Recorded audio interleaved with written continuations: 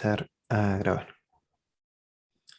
Bien, comenzamos este nuevo capítulo del podcast de Alada Chile. Esta vez me acompaña en entrevista Juan Eduardo Eguiguren, quien es ex embajador, licenciado en Antropología de la Universidad de Chile, se graduó de la Academia Diplomática y realizó estudios de doctorado en Relaciones Internacionales en la London School of Economics. Es doctor honoris causa de la Universidad Estatal del Suroeste de Rusia, ha impartido clases y charlas en su alma mater y otras universidades e institutos, y ha participado en diversos seminarios tanto en su país como en el extranjero. Escribió el libro Relaciones Internacionales, una perspectiva antropológica, y además de esto fue embajador representante permanente de Chile ante la Oficina de Naciones Unidas y otras organizaciones internacionales en Ginebra. Fue embajador de Chile en la Federación de Rusia entre 2010 y 2016, y en ese periodo fue embajador concurrente en Ucrania, Armenia, Bielorrusia, Kazajistán, Kirguistán, Tayikistán y Uzbekistán. Embajador, le doy las gracias por participar de este capítulo. Hola, muy buenas tardes, Joaquín, y encantado de estar aquí contigo conversando sobre estos temas. Sí, para mí es muy valioso tenerlo acá porque es una una de las investigaciones que yo estoy realizando, un trabajo de vincular la antropología y las relaciones internacionales. Por lo tanto, yendo a esto, embajador, ¿cómo fue su camino y cómo logró usted vincular la antropología y relaciones internacionales desde diferenciar su quehacer académico, así como su quehacer diplomático? Bueno, tendría que partir contándote un poco sobre mi propia experiencia inicial, primero que nada. Yo estudié antropología en la Universidad de Chile, egresé y me puse a trabajar en la tesis, que tenía que hacer la tesis de grado. Y en ese momento, hace muchos años atrás, mi interés estaba en el tema del sistema de creencias. Y decidí trabajar sobre un tema que es el sincretismo religioso en un pueblo indígena que es el Atacameño en el norte de Chile. Entonces me fui a trabajar ahí a Caspana, Chiu Chiu, a Iquina, en esa zona. Pero pasó que paralelamente a eso comenzó mi interés por la política internacional, por las relaciones internacionales, y empecé a indagar sobre la diplomacia. Y me interesó tanto que postulé a la Academia Diplomática, hice los cursos, o sea, estudié para preparar, para hacer los exámenes que se hacían, e ingresé a la Academia. Fui aceptado e ingresé a la Academia Diplomática, entonces ahí son 2 años de estudio, y me dediqué a los estudios de la Academia, dejando postergado la tesis que tenía yo enfrente. En esos años nos exigía tener el título para postular a la academia, para la academia diplomática. Hoy sí se exige. Entonces, terminado los estudios de la academia diplomática, yo dije, tengo que retomar mi tesis, pero me puse a pensar una situación que se empezó a dar mucho, tanto en la academia diplomática, pues en el ministerio de Relaciones Exteriores, donde me puse a trabajar, donde todos me preguntaban, o muchos me preguntaban, oye, tú eres antropólogo, ¿y qué tiene que ver la antropología con la diplomacia? Yo trataba de explicarles lo que tenía que ver. Fue una pregunta bastante recurrente. Me dice, oye, tú haces excavaciones, pensaban que yo era arqueólogo o bien antropólogo físico, pero conocían más de esas vertientes de la antropología. Entonces,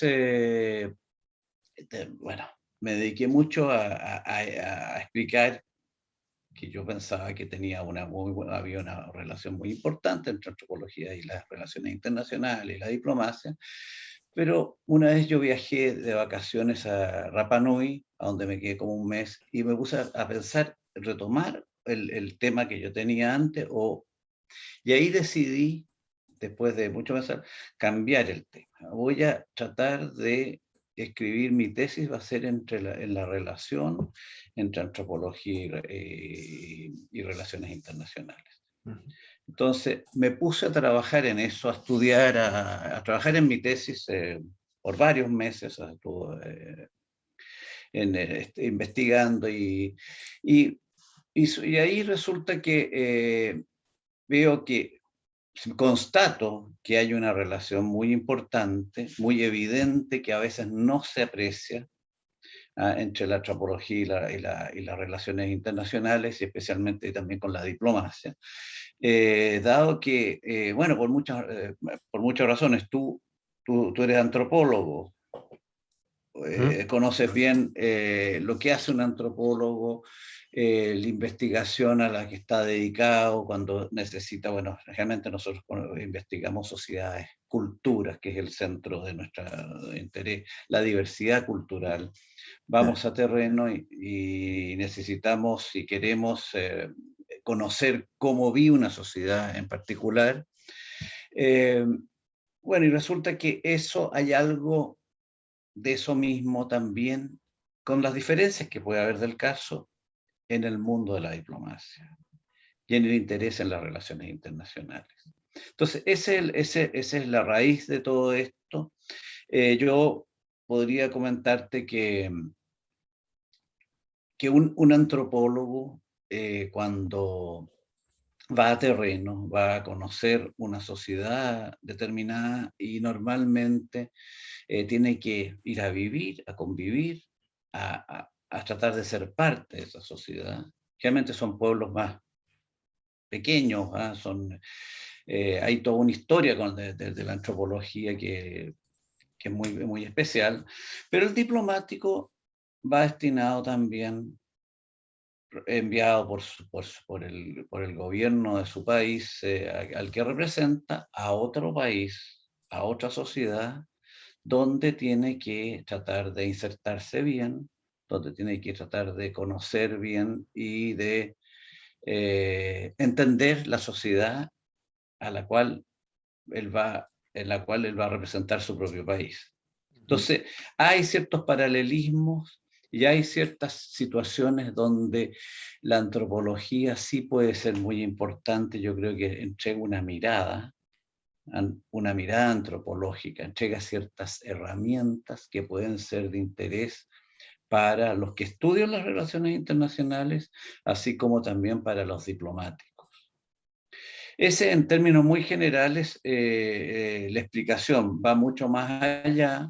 Hay muchos elementos que se podrían comentar, pero creo que me gustaría partir por eso para Ujú. comentar tu pregunta. Claro. Sí, o sea, es esta consideración de insertarse en contextos interculturales. Unos tal vez Claro. son como en contextos de grupos sociales más pequeños, otros en representación de un país en algo más grande. ¿Cómo logra vincular esto y plasmar esto en su libro sobre antropología y relaciones internacionales?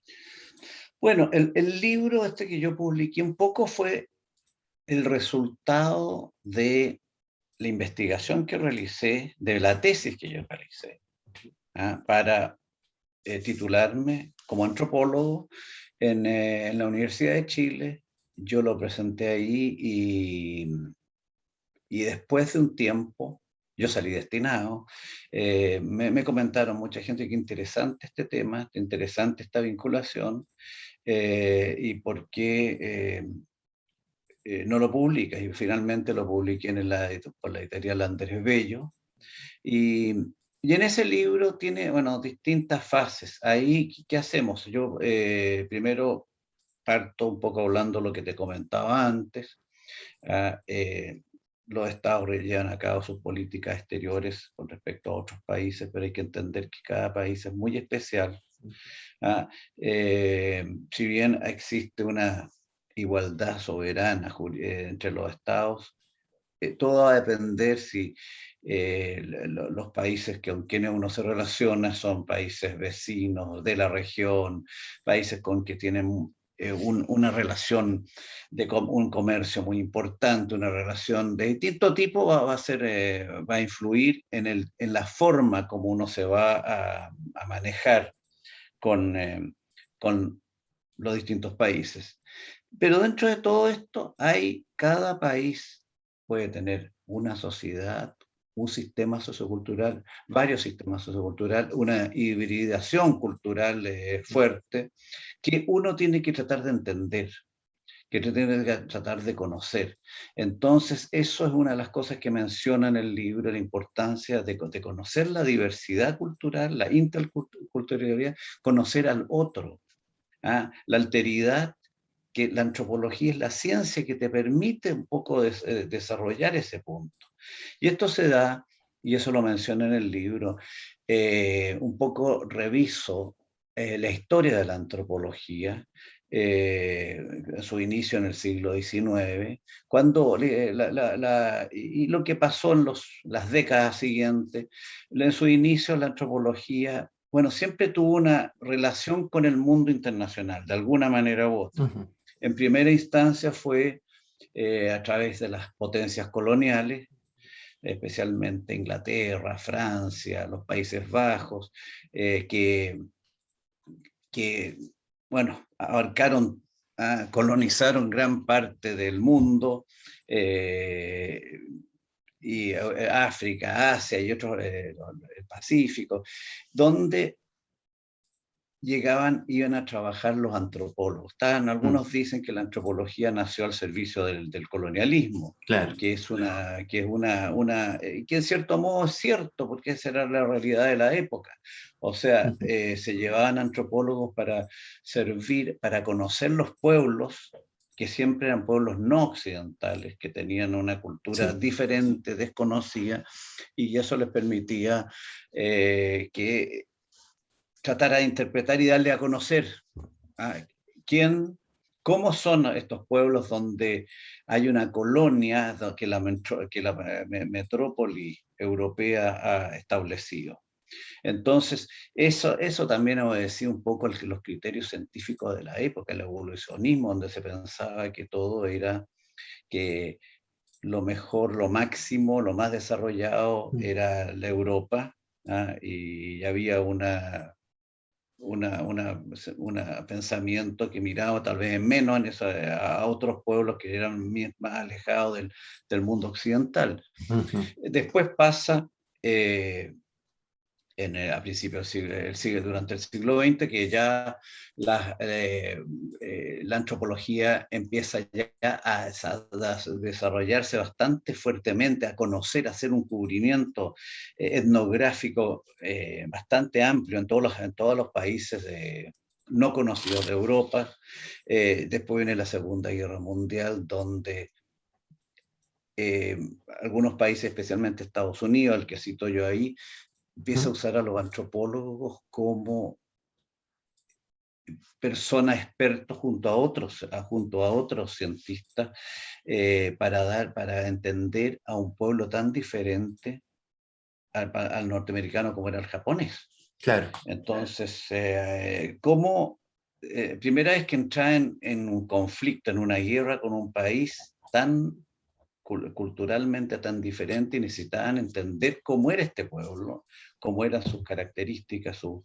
Y bueno, ahí se crearon bajo la Secretaría de Defensa unos institutos con antropólogos, con expertos en Japón, con expertos en distintas áreas de las ciencias sociales para estudiar y hacer propuestas. Ujú.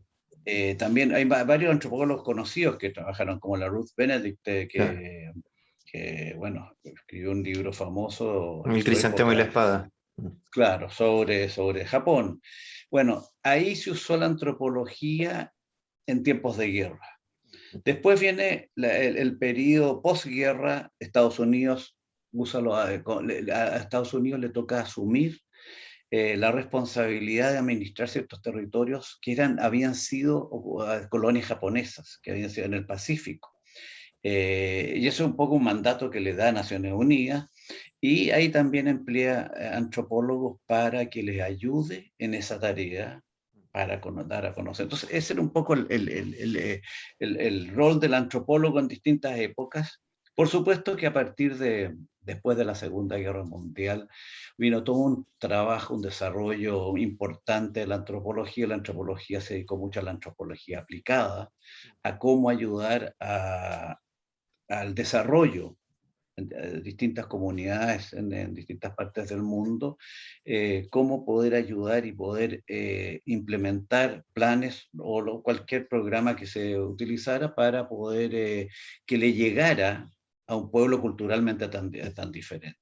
Claro. Bueno, así ha sido, es un poco lo que hablo del libro, hablo también de otros aspectos que son importantes. Formas de ver las cosas, por ejemplo, el tema del relativismo cultural, que a veces ha sido, ha habido distintas apreciaciones con respecto, pero Franz Boas y después y otros antropólogos trajeron esta concepción que es muy importante en antropología, que es tratar de valorar a todas las culturas como pasando a llevar, o sea, sobreponiéndose a todos los criterios evolucionistas que habían antes, Ujú. sino que la importancia de cada una de las culturas en el mundo.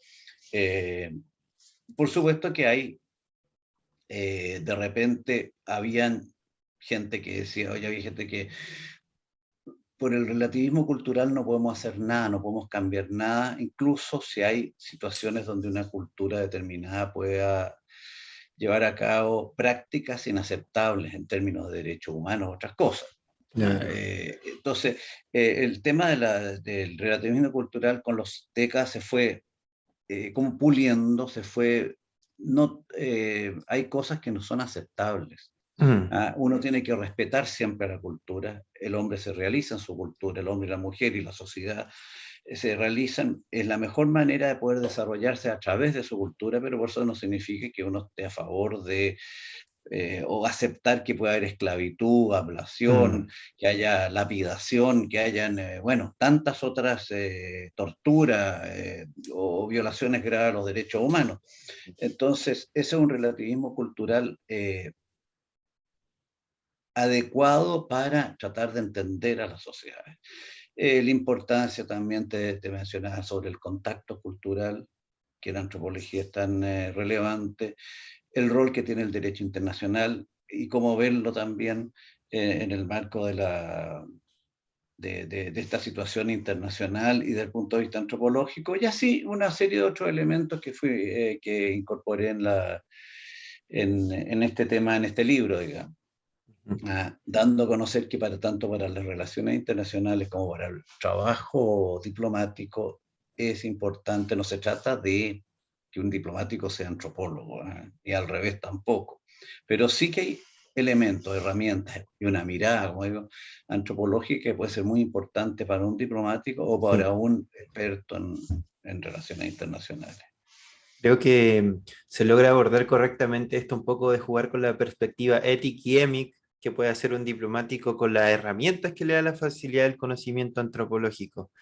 Y bueno, en Precisamente. el tema del relativismo cultural, creo que así en el último tiempo, porque yo leyendo su libro también me llamaba la atención esto de las unidades operativas, desde dónde estudiarlo para ver el relativismo cultural también como desde qué actores son los que se desempeñan, con quiénes, qué organizaciones, de qué forma se van dando estas comunicaciones, porque tal vez lo que a veces son los vicios de ciertas situaciones, es cuando se posicionan a la cultura como algo estático. Esta visión que suele pasar, no sé, con los países orientales del orientalismo, esta visión como de la consideración de que todo es un ente generalizado. La antropología da muy buenas señales para la particularidad. Claro, por supuesto. Así es. Y también te quería comentar que, y también si tú veo que has leído el libro, eh, que nosotros tenemos que entender la importancia de una realidad internacional que, que, que se puede caracterizar por tener un mundo, bueno, yo utilizo los términos de Naciones Unidas, hay 193 estados que son miembros de Naciones Ujú. Unidas, esos son los 193 estados independientes reconocidos por Naciones Unidas, de los cuales hay que pensar que cuando se creó Naciones Unidas eran 51 estados, el grueso, había una mayoría, bueno, que eran, bueno, la mayoría principal eran latinoamericanos. 20 estados, creo, 20 estados latinoamericanos, o sea, era el grupo mayoritario.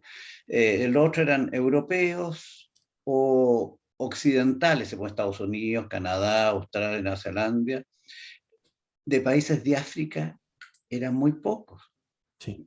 Eran mínimos, de Asia igual, eran muy pocos. Entonces, este proceso con la descolonización se fue produciendo la descolonización, que fue una muy importante para Naciones Unidas, y ahora hemos 293 países, de los cuales que los que son occidentales o cercanos, digamos, pues si ponemos los latinoamericanos, que Ujú. tenemos una relación muy directa con Occidente, digamos, es ahora una gran mayoría que no lo son. Sí. África, de Asia, del Pacífico, eh, sobre 2/3 o 3/4 son países que no son originarios de cultura occidental, y eso es muy importante en lo presente en el mundo, y por eso la relevancia también de una visión antropológica. Claro. Los procesos independentistas, también la conferencia de Bandung, todos estos procesos que iban demostrando un poco la diversidad internacional y cómo los agentes necesitaban una comprensión del sistema internacional diversificada. Creo que Por eso supuesto. también muy, muy interesante. Yendo un poco ahí a esa consideración, eh, algo breve, porque sé que siempre la contingencia internacional tiene muchos temas que uno a veces toma solamente en lo que en los medios de comunicación más occidentales toma, pero en una visión general, ¿qué análisis antropológicos se podrían realizar? Como ejemplo solamente a propósito de la contingencia internacional actual. Mm. Bueno, bueno, son muchas cosas las que se pueden hacer. O sea, yo creo que la antropología tiene un campo de acción enorme, ¿eh? Especialmente hoy día vivimos un mundo en donde se da por un lado la globalización, el proceso globalizador, que se ha visto afectado por algunas cosas, pero la idea de aldea que se da global de repente, como de los contactos, de las comunicaciones y todo eso como nunca. Pero al mismo tiempo también había un auge de los particularismos, Mm. de las identidades culturales, de la diversidad cultural. Es un tema muy importante hoy en día. Yo creo que todo eso da para ser examinado, para ser analizado. Yo creo que la antropología tiene ahí un campo muy importante, ver cómo es el impacto que producen estos procesos, ya sea en las sociedades, a nivel cultural, y si a eso le sumamos elementos tan actuales como, que no solamente actual porque se ha dado, o sea, la migración siempre ha existido, todas las situaciones de personas que se están moviendo de un lugar a otro se ha dado, pero ahora lo estamos viendo, además lo estamos viviendo porque se ve porque se percibe, Ujú. gracias a los medios de comunicación. Eh, el rol de la antropología, lo que puede hacer es relevante. También incluso con temas tan actuales como es lo de la pandemia. Ujú. Hay antropólogos que están estudiando esto, cómo se está dando, qué está sucediendo con respecto a la sociedad. Yo no soy experto en el tema, pero sí que sé que lo están haciendo. Es decir, para mí sería muy difícil decirte, mire, tal cosa. Yo creo que hay sociedades, yo creo que, incluyendo la nuestra, que estamos viendo periodos de transición, Ujú. ¿ah? Y donde la cultura está viviendo un momento de cambio. Entonces, que podría decir que la antropología tiene que decir, tiene que estudiar, no te puedo llegar y mencionar una situación en específico, y en el mundo actualizado ver cómo las influencias culturales están dándose a nivel de relaciones de potencias, de áreas civilizatorias, si se puede decir, áreas culturales. Y también, y que yo creo que es muy importante, es cómo llegar, cómo eh, contribuir a una mejor comunicación y entendimiento entre las diferentes áreas culturales, especialmente yo pienso entre Occidente y otras, áreas socioculturales, donde no necesariamente todos tienen, y la mayor parte no lo es, un conocimiento o un entendimiento tan claro de lo que pasa en Occidente. Eso yo lo puedo ver en el mundo multilateral, que es muy evidente, cómo se ven, hay visiones tan tajantes a veces Ujú. entre algún tema en particular. Se pone un tema y surge que todos los países europeos, occidentales, piensan de una manera y resulta Claro. que el resto reaccionan y a veces se transforman en estos choques políticos que son políticos culturales. Yo creo que ahí la antropología tendría una función que cumplir. ¿Cómo tratar de hacer entenderse? Porque la verdad aquí no es blanco y negro todo, sino que hay tiene que haber formas de tratar de que haya una comprensión mutua y ese es un rol muy importante, yo creo que además se hace muy necesario hoy en día. Ujú. Sí, yo hace un tiempo hablaba con Jorge Araneda, que es un investigador sobre Medio Oriente, y él me Mm, contaba cómo a veces analistas internacionales vician la categoría de suní chiita cuando se requiere hablar de una diversidad mucho mayor. Por ejemplo, con el tema de Afganistán, donde son una serie de grupos de uzbecos, kazajos, kirguises, pastunes. Entonces, allí un análisis más fino siempre lo podía dar la antropología, por así ejemplo, en es. ese tema. Por Y, supuesto, en Afganistán, bueno, ese es un tema muy candente hoy en día, y es verdad. Hay mucho lo que se podría decir ahí. ujú. Y bueno, viéndolo también con China, cómo esta multipolaridad del mundo lleva a consideraciones distintas de cómo se forman nuevos bloques, las relaciones que se dan. A mí algo que me llamaba mucho la atención este tema de la ruta de la seda, de las asociaciones Mm, comerciales, pero cómo un foco económico no requiere únicamente lo económico para lograr su cometido, sino que requiere valerse de la cultura. Esto que sea lo que habla Joseph Knight del soft power, de cómo sí, incidir sin ser coercitivo y incidir a través de la cultura. Como nosotros, no sé, somos consumidores de anime y manga, de las marcas país de comida Thai, de cómo nos relacionamos a través de la visión que tenemos de otros países, no sé, lo que tenían los ingleses con los institutos estos de idioma, todas estas formas que son de incidencia como paradiplomática, pero que al final son contacto entre culturas, que tal vez no son agentes son, diplomáticos, pero son las personas las que lo están haciendo. son herramientas muy importantes, una manera de llegar, porque lo importante es llegar, uno como diplomático piensa, o pensando en la diplomacia del país, la política, es, bueno, lograr buenas relaciones, ¿verdad?, con todos los países, eh, incentivarla a través de distintas formas, comercio, eh, eh, las artes,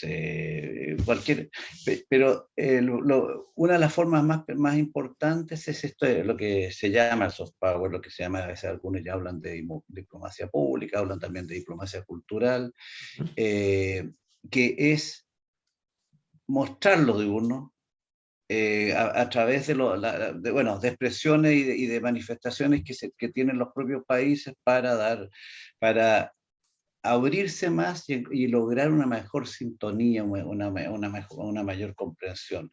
Yo creo que hay toda una labor ahí que ha existido, ¿ah? Ahora se ha tomado mayor conciencia de la importancia de eso, ¿ah? Y que el soft powers es una herramienta fundamental y muy importante y muy positiva generalmente. Sí, sin duda. Eh, y yendo un poco más a eso, un tema específico que también está vinculado al soft power. Usted fue organizador del foro CELAC China en 2018.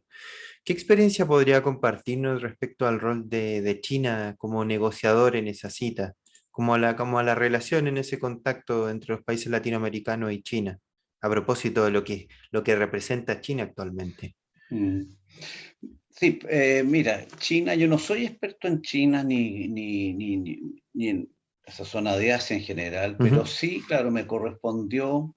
yo era coordinador nacional de CELAC, de Chile, antes la CELAC, en esos años, la Comunidad de Estados Latinoamericanos y Caribeños, y resulta que se había realizado el Foro CELAC China, el primero se había realizado en China, el año Ujú. 2015, yo no participé en él, porque no había llegado, yo estaba en Rusia en ese momento, pero cuando regresé a Santiago y asumí esta nueva responsabilidad de coordinador nacional en CELAC.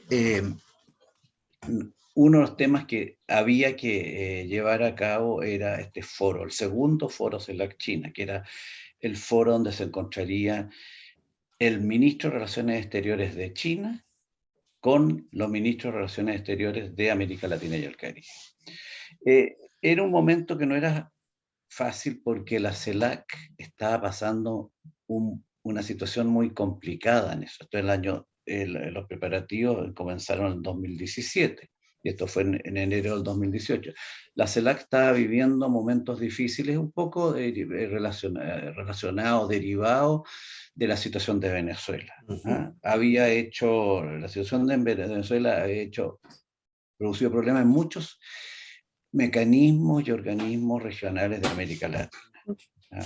No solamente la CELAC. Pero pasó que la CELAC, que estaba a cargo en ese momento la presidencia pro tempore estaba a cargo de El Salvador, están llevando a cabo un muy buen trabajo, El Salvador muy dedicado para hacer un buen desarrollo.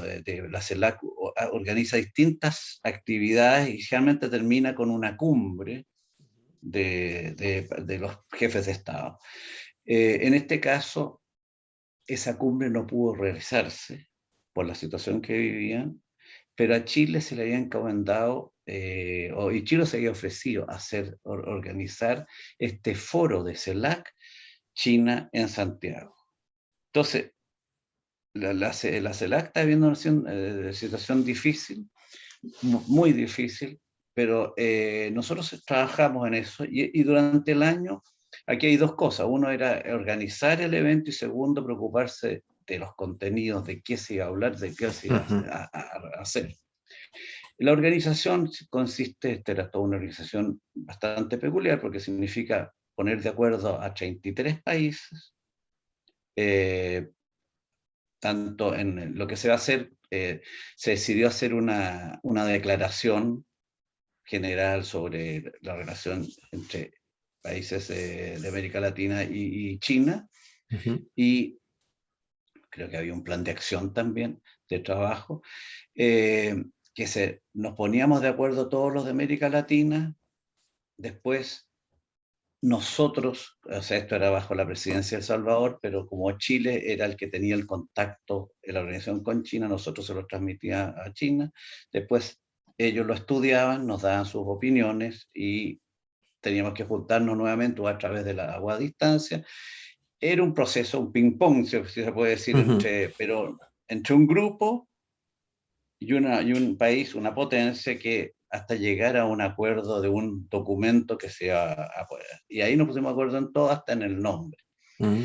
Eh, y resulta que poco antes de que comience la reunión, China, nosotros tenemos muy buena relación con la embajada de China y hacíamos de nexo. Ya nos fueron a ver y nos dijeron que de la Cancillería china querían proponer que el nombre de este plan, de este documento, de esta declaración, se llamara la Franja y la Ruta. ¿Ah? Mm. Entonces, bueno, yo dije, mira, lo vamos a averiguar, vamos a ver, esto es una cuestión que no lo podemos decir nosotros, sino con todos los países de la CELAC. Internamente en Chile no teníamos problemas.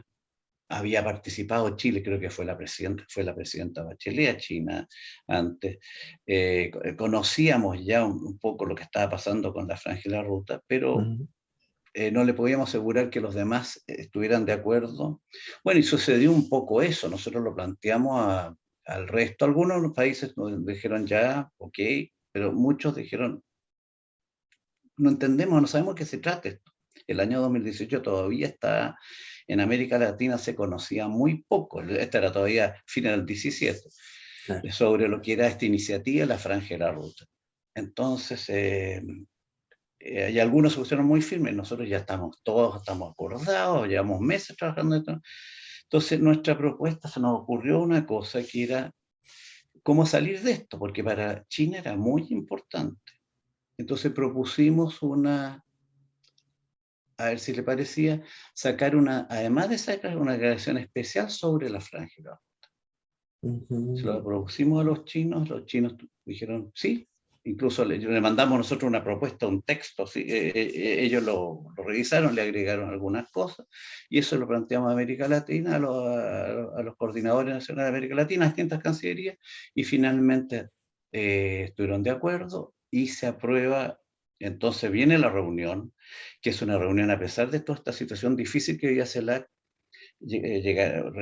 Fueron 25 cancilleres que no habían venido, que llegaron a Santiago, o si no, y 9 vicecancilleres, o sea, los que estaban todos representados, todos los países al más alto Ujú. nivel. Eh, Fue la última reunión importante, yo creo, que hubo CELAC. Después no hubo cumbre durante 2 años. Fue muy productiva, muy buena, porque para China, China tiene muy buenas relaciones con varios países de América Latina, Sí. partiendo por Chile, bueno, tú lo conoces mejor que yo, eh, pero también quiere reunirse con América Latina como región, y la CELAC era el medio para hacerlo, y le permitía también encontrarse con países que no tenían relaciones diplomáticas con ellos. Mm. Hay unos cuantos que no son, que tienen relaciones con Taiwán. Claro, Entonces, sí. entonces tenía la posibilidad de reunirse con la región como un todo, de reunirse con los países con los cuales tiene muy buenas relaciones, reunirse con otros países, con subgrupos, y con los países que no normalmente tiene más dificultades. Así que era muy importante para China, muy importante para América Latina, incluyendo esos países, que también es una posibilidad de entenderse. Llegó el canciller con una delegación enorme, hubo reuniones, trajo una carta que él leyó del presidente de China, de la República de China, y mira, resultó una reunión muy buena, muy positiva. Yo creo que llegaron ellos muy contentos, nosotros como organizadores también, y creo que la reacción en América Latina fue muy positiva. Se veía China un país ascendente, a una potencia que es proactiva, que yo lo puedo ver. Yo no, como digo, yo no he estado trabajando con China directamente a nivel bilateral, pero sí en el ámbito multilateral. Yo veo cómo ha ido evolucionando China como un país que sabe el rol que ocupa a nivel internacional. Ujú. Y bueno, y aquí era la importancia que tiene América Latina para ellos, y fue, yo creo que algo, bueno, muy relevante. De- Creo que eso es lo que podría comentar del foro. Creo que quedamos, Sí. bueno, muy satisfechos. O sea, a mí lo que más me llama la atención es este proceso de cómo hay que generar consenso en las posiciones y esta consideración tan importante que es un poco comprender que las posiciones país también representan un poco eh, cómo se lleva, cómo se representa la cultura en estas instancias. Y posteriormente, porque creo que, bueno, en el caso de Chile es muy notorio la relación muy robusta que tiene Chile con China por este Sí, tema de reconocimiento. Pero a mí lo que siempre me llama la atención es que no partieron solo como relaciones económicas, partieron desde lo cultural, desde el instituto que fundó Salvador Allende con Pablo Neruda, el Instituto Chileno Chino de Cultura. Entonces, siempre estas instancias dan como paso a más cosas, a hacer más cosas. Yo, desde que se hizo esa reunión, que fue cuando recién me empecé a interesar en estos temas, se han hecho muchos proyectos, trenes, hidroeléctricas, planes de desarrollo sustentable, entonces se han diversificado mucho las relaciones a través de eso. Entonces es muy Sí, interesante como el poder de la negociación para generar esas cosas. por supuesto, por supuesto. Y bueno, como yo le mencionaba anteriormente, yo bueno, lo estoy haciendo la tesis del factor cultural en los procesos de negociación Chile-China. Y pensándolo, porque me ayudo con el trabajo de Marcelo Arnold, que estudia organizaciones, que Mm, lo traslado un poco a nivel de país, a nivel de organizaciones, como organizaciones chilenas que se relacionan con organizaciones chinas, porque también recuerdo que en el libro se hablaba de algo de estudios sistémicos, de cómo comprender mm. esto de esa forma y estructurarlo. ¿Cuál cree que serían aquellos consejos imprescindibles que debe seguir alguien que quiere estudiar lo antropológico en un contexto internacional? ¿En qué cosa hay que fijarse? Bueno, en general yo creo que es muy importante. Tú estás hablando en términos generales de negociaciones de todo tipo, digamos, ser Ujú, sí, comerciales o comercial, políticas, diplomática, política, geográficas. académica, todo, sí. Bueno, yo creo que es fundamental, eh, se puede decir, tratar de conocer la contraparte. ¿Ah? O sea, sabemos que hay distintas formas de negociar, hay distintas formas de ver las cosas. Si bien todos podemos tener objetivos similares porque quieren lograr una buena negociación, eh, hay dos aspectos. Uno, si lo vemos más bien en el marco diplomático, eh, desde el punto de vista antropológico, nosotros podemos ver un poco a la diplomacia como una cultura de diplomacia, una manera Ujú. de verla así. Algunos la han estudiado así.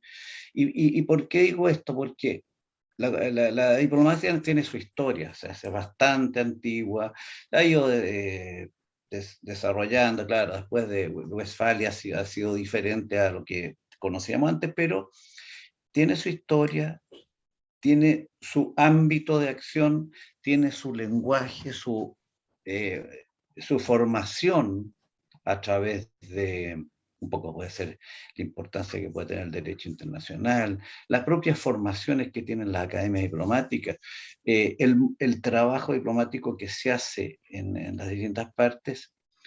Hay un ritual, un protocolo, todo eso ayuda a que la gente se pueda entender. Eh, y tiene un sentido. Eh, los, eh, los diplomáticos de distintos países. Ahora para nosotros nos sale casi muy natural, pero antiguamente habían dificultades.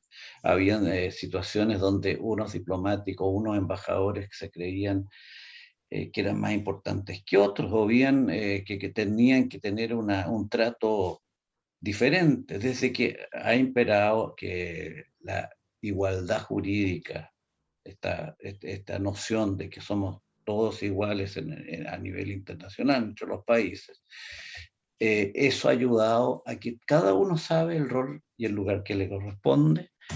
Hay un protocolo que permite también tener muy claro las expectativas de cada uno. Esos Mm. son mecanismos que ayudan a que en el marco de una negociación las cosas puedan facilitarse. Eh, Después, ya sí hay muchas otras, hay muchas características que permiten que se dé esto es lo que se ve, yo te llamo una cultura diplomática.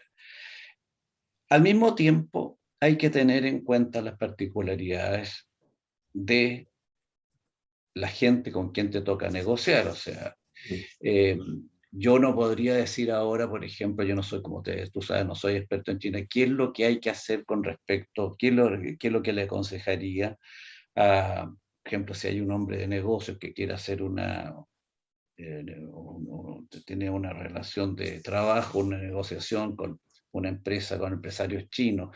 Eh, Porque no soy yo, no puedo decir, no soy experto en el tema, pero sí puedo decir que Primero que nada, es bueno, se ha escrito bastante, hay trabajos sobre negociación, sobre cómo trabajar con otros Mm, países, sobre cómo avanzar, cómo entender. Y yo creo que aquí en Chile hay muchas personas que, que conocen del tema y que yo a ellos les aconsejaría que se pidieran consejo a gente que conoce cómo se trabaja en una negociación por ejemplo, con contraparte china o si japonesa o digamos, mm, que pueden haber diferencias.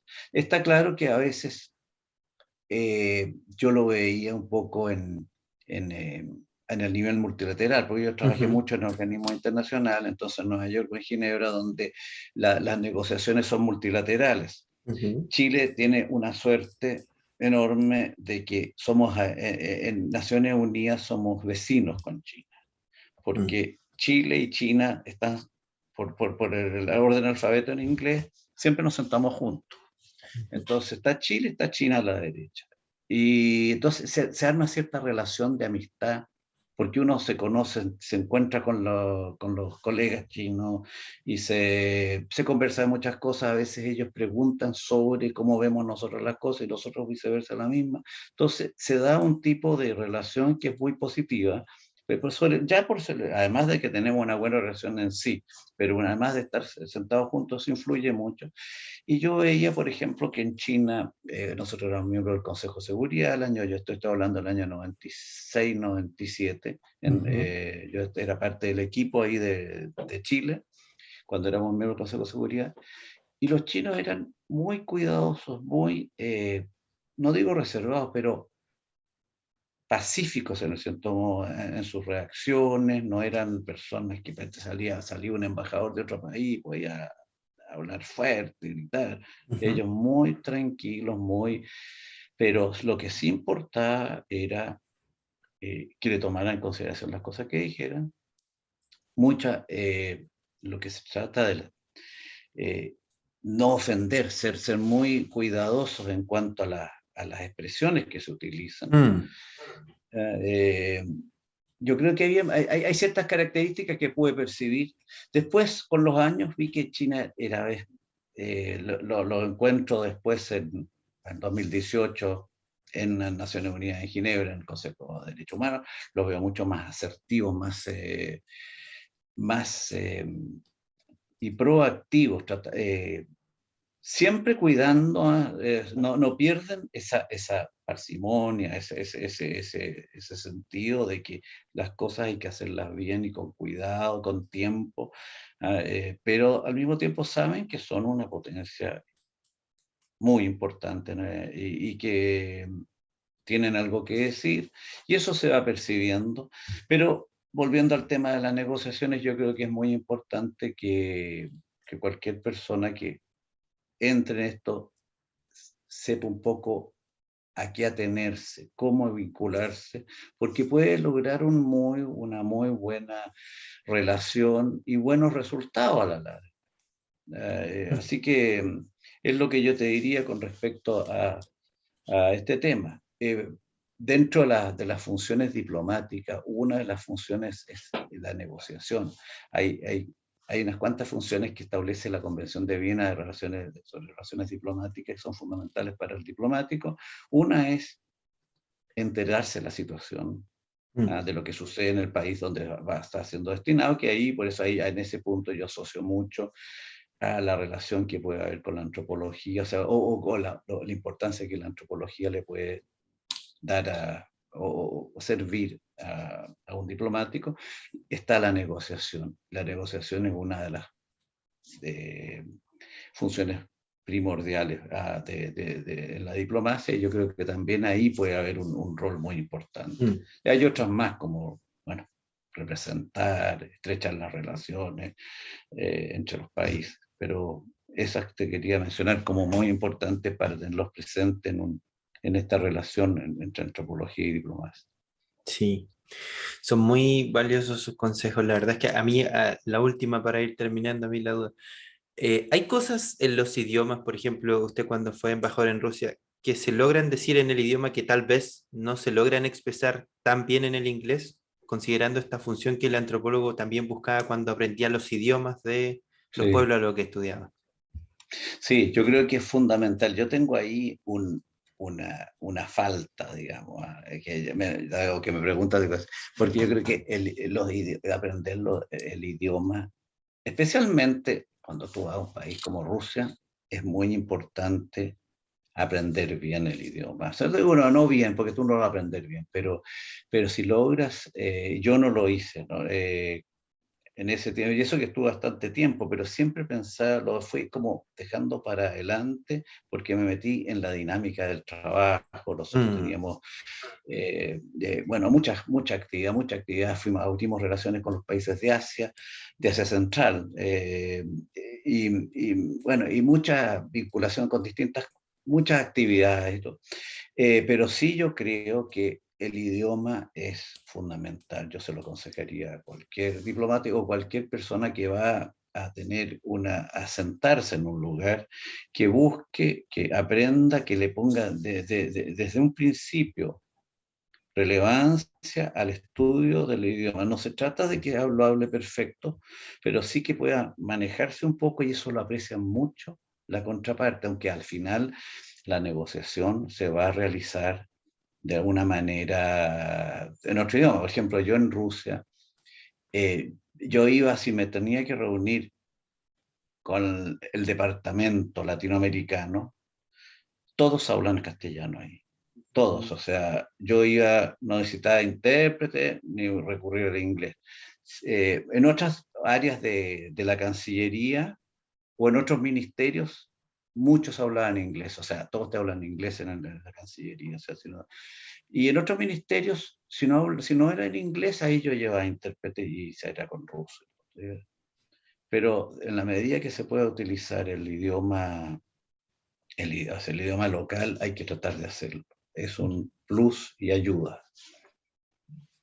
excelente. Muchas gracias, embajador Juan Eduardo Aguiguren, por esta oportunidad, esta entrevista.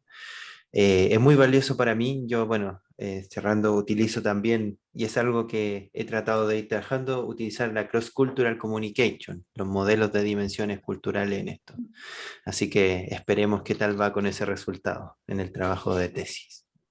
Muchas gracias de nuevo por esta oportunidad. Oye, encantado, Joaquín, de haber conversado contigo, y me encantaría conocer cómo te va en tu trabajo. Veo que eres súper activo en todas estas materias, y estás haciendo, yo creo que una labor muy interesante. Así que mucha suerte en todo. Muchas gracias.